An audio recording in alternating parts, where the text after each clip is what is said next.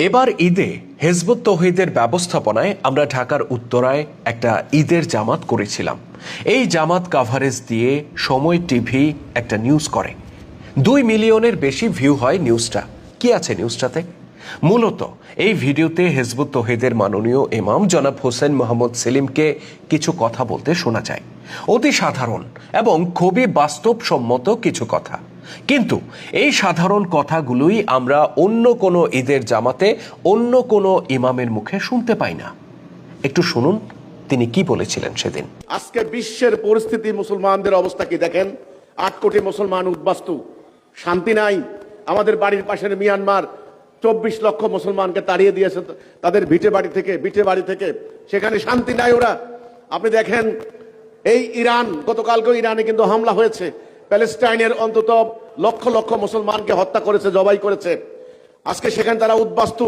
আমি তো বললামই 8 কোটি মুসলমান উদ্বাস্তু, অথচ আমরা দুনিয়াতে আপনার হলো 240 কোটি মুসলমান, 31% মুসলমানদের টোটাল আয়তন 3 কোটি 22 লাখ বর্গ মাইল।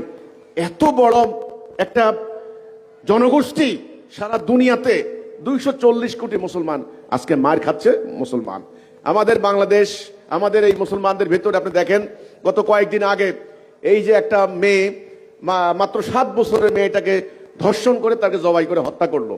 এভাবে কিন্তু চলছে সমানে অন্যায়, অবিচার, জুলুম, চুরি, ডাকাতি, খুন, রাহাজানি, হত্যা, ধর্ষণ সমানে চলছে। মানুষ পাগল হয়ে যাচ্ছে, মানুষের মনে শান্তি নাই। মানুষ আজ শান্তির জন্য কত কিছু করছে, কিন্তু শান্তি আসবে না। শান্তি কেন আসবে না আমরা সেটা বলেছি।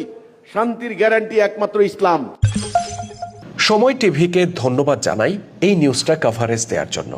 কথা হচ্ছে, আমাদের প্রত্যেকটা ঈদগাহ মাঠে যদি ইমাম সাহেবরা মুসলিম বিশ্বের এই বাস্তব সমস্যাগুলো নিয়ে কথা বলতেন এবং এসব সমস্যার সমাধানে মুসলিমদেরকে ঐক্যবদ্ধ হওয়ার ডাক দিতেন, আমার তো মনে হয় একটা ঈদের জামাতই যথেষ্ট ছিল আমাদের মধ্যকার এত দলাদলি, মারামারি, খুনোখুনি এগুলো বন্ধ করে একটা ঐক্যবদ্ধ শক্তিশালী জাতি গড়ে তোলার জন্য।